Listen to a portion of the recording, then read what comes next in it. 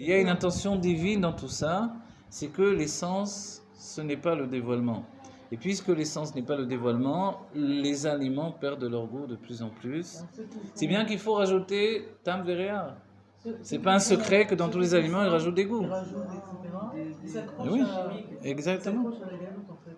Ah ben oui, parce qu'il y a un souvenir de l'exil dans la nourriture. De la matière, ouais. Mais en réalité, les tzadikim, tzadik ochel et sova nafsho, nous sommes des tzadikim, et quand on mange en fait les sova nafsho, on mange pour avoir des forces pour servir Dieu. Avant, il fallait générer cette idée-là, mais aujourd'hui, c'est plus que ça. C'est qu'on sait que le monde n'est plus une chute en fait. Il ne tient qu'à nous de se dire, mais le monde est pas là pour me faire chuter, c'est faux. Si je me fais un gros cinéma, que oui, j'ai trop de plaisir, trop de désir de nourriture, tout ça, tu pouvais le dire jusqu'au moment de cette conscience nouvelle qui apparaît, où la matière est nécessaire pour générer l'attachement à l'essence de Dieu. C'est tout. C'est pas 0 calories, c'est calories vides qui font grossir. C'est pas 0 calories qui fait pas grossir. En fait, je vais vous dire, ce qui fait grossir, Calories vides en qui font résumé, grossir. on va dire, Si en on n'est pas résumé, conscient de ça. en résumé, c'est la recherche du plaisir de l'exil qui fait encore grossir aujourd'hui. Voilà, exactement. Moi, je me tente, une certaine fois, j'ai pas toujours travaillé en tant que conférencier, peintre, écrivain. Une certaine fois, j'ai travaillé dans un catering, je me rappelle, j'ai travaillé dans un catering. Et je sais pas, j'ai dit à quelqu'un, je vais aller manger avec ma femme au restaurant. Et il me dit, ah, tu vas aller te faire un kef et tout. Et je sais pas, ça m'était pas venu à l'esprit de l'entendre comme ça. Ça m'était pas venu à l'esprit. J'ai pas pensé que, bon, on va au restaurant, c'est pour se faire un kef et tout. Ça devient une sorte de poursuite pour aller absolument se faire. Ok, c'est pas que des gars. Dis-moi le restaurant où tu vas, peut-être c'est comme ça, mais la plupart des restaurants, c'est pas. Vous voyez, vous comprenez ce que je veux dire? En vérité, et c'est pas que je suis spécialement kadosh, mais c'est plus. Voilà. Ouais. C'est plus. Et même encore pire, c'est que quand on peut des fois se laisser aller à vouloir se faire un kef, eh ben, ça nous donne une impression Ah. de vraie calotte. Exactement. Et vous savez pourquoi? Vous savez comment fonctionne l'âme animale? Il faut terminer notre cours certainement. L'âme animale fonctionne en projection. La projection de l'âme animale, c'est qu'elle projette un imaginaire. Vous voyez, quand vous avez faim, ça nous arrive tous, on a faim. Les maris ont faim, ils pensent déjà, oh, qu'est-ce que je vais manger en rentrant? Ils reviennent là-dessus, là, ils meurent de faim. Qu'est-ce que je vais manger? Et ils se projettent une image. Voilà. Exactement. C'est ça, cette notion-là, qui va occasionner que, effectivement, il provoque, en fait, c'est comme il fait sortir les sucs gastriques, vous voyez? Si je dis, Et il arrive, il est déçu parce que c'est pas du tout, etc. Et petit à petit, en fait, il faut qu'il dépasse ce stade-là. Et ça rejoint l'idée de se faire un kef, le sandwich tunisien, le truc. Tout est bon, bah, au Shem. Je vois pas quelqu'un qui veut faire manger en disant je vais faire du mauvais manger. Non. À moins d'être vrai. Voilà. Mais c'est pas vrai que la nourriture nous donne un plaisir comme précédemment. C'est faux. Voilà, c'est faux. Donc c'est pour ça aussi qu'on n'a plus un travail à faire sur la nourriture. C'est parce que c'est plus un opposant. C'est plus un combat qu'on a engagé avec la nourriture. Oui. La chérie qui va être cafard, c'est-à-dire. Exactement. Exactement. Comme on l'a dit, voilà. Chaque table de juifs, grâce à Dieu, là c'est une table de riches. On a Mikol Atamim, comment on dit? Je me rappelle. Hein? Matamim, merci. Voilà. Donc, voilà, Kéafar, tout est là, mais tout est à portée de main comme une maison de riches. Et chaque fois qu'on fait un cours, grâce à Dieu, c'est toujours comme ça. Et comment ça se fait? En fait, c'est ça, c'est que aujourd'hui, chaque être humain a la richesse à portée de main. Et c'est pour ça que c'est plus facile d'être riche aujourd'hui, qu'on doit tous être riches. C'est parce que la matière n'est plus une difficulté.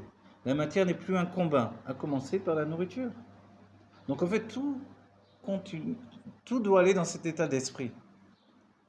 Et si on était là dans la décision que oui, on acceptait la finalité de cet exil pour la Géoula qu'il va entraîner, en fait, c'est pour se libérer de l'exil et rentrer dans la Géoula. Ce que je dis, c'est la fin du cours, mais c'est très important. Tout ce que l'on vient de dire là, c'est qu'on est en phase de se libérer de l'exil pour rentrer dans la Géoula. On est dans l'époque où Nafal à Simone, on commence à comprendre des choses. Mais parce que le monde s'est transformé. Mais on comprend bien que la poursuite des plaisirs qui générait une projection de l'âme animale, ça ne peut que me nuire à mon développement et au fait de m'installer dans la Géoula qui existe déjà. Donc aujourd'hui, il faut absolument désamorcer cette bombe en fait. Il faut vraiment avancer vers une Géoula de lumière qui est déjà présente. Et ça commence, c'est vrai, par le travail sur la nourriture et tout ce qui existe autour de nous. Ça se fait tout seul parce que de toute façon, ça vient à nous naturellement. Et c'est pas la peine de s'entêter à se dire que... Mais ça n'empêche que on aime toujours autant le couscous de la grand-mère, etc. On vient pas enlever ça aux juifs, etc. C'est un kef, etc. Et les gâteaux, les ci et les là. Les enfants aiment toujours les chocolats, les trucs. Voilà. Mais il y a une autre idée qui poursuit les choses. Un enfant aime les sucreries parce que l'enfant est rempli de dinim. Il est rempli de rigueur en lui. Et donc il faut tout le temps l'impliquer. Vous voyez, l'enfant pleure tout le temps. Voilà. Il faut l'impliquer, radoucir les mesures de sévérité qu'il a en lui. Et vous voyez, les enfants pleurent facilement, ils se mettent en colère, ils se tapent. D'où ça jaillit tout ça? De la rigueur qui est dans l'enfant. Donc il faut tout le temps aller un petit coteau. Nous aujourd'hui, également, on peut avoir des moments où on a trop de rigueur. Écoute, prends un peu de chocolat et calme-toi. Plutôt que t'énerver sur ta femme, plutôt que t'énerver sur le voisin. Voilà.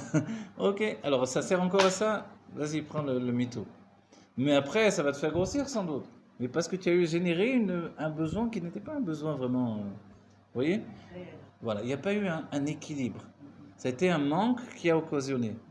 Et quand on a des manques et qu'on prend en contrepartie de la nourriture pour combler ce manque, on est encore dans un système d'exil. Et notre avancée doit être dans cette situation-là. Parce que normalement, l'essence ne manque de rien. Voilà. Donc en fait, il faut vivre comme un roi, se nourrir correctement, manger équilibré, et pas faire une histoire, c'est tout. Voilà. Et que tous les juifs aient du shefa dans la maison et une abondance matérielle et spirituelle, que ça soit concret, qu'il n'y ait aucun juif et aucun homme, même sur la terre, qui meurt de faim, ni les enfants en Afrique, ni quoi que ce soit. En fait, on peut manger n'importe quoi aussi. On peut manger n'importe quoi. Équilibré, pas équilibré, puisque si on est dans cette conscience-là. Non, alors, la nourriture équilibrée, c'est d'essayer de manger, de trouver l'équilibre de nos sentiments. L'équilibre de nos sentiments, ça c'est encore un truc. C'est vrai qu'on a terminé, puisqu'on prend le avoda de Mever à Yarden, mais c'est la suite du cours qu'on a fait aujourd'hui. D'accord? Dans la suite, on va aborder les choses. Voilà. Prochain épisode, voilà, le prochain cours. Voilà, que Dieu vous bénisse, que Dieu nous bénisse, chacun en particulier, qu'on ait le dévoilement de la Géoula Amiti Vashkema avec le Rabbi Menachem Mashiach, qui est du bien tangible et véritable pour chacun d'entre nous, dans notre vie, dans nos familles.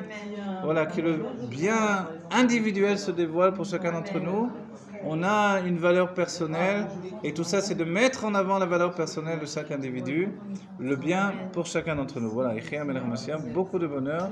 Merci de nous avoir accueillis et que ça soit une grande bénédiction pour votre maison et pour vous personnellement et pour toute la famille et la famille de la famille et les enfants des enfants, etc. Tout à l'infini. D'ailleurs, il faut bien le mamash la Géoula. Merci beaucoup.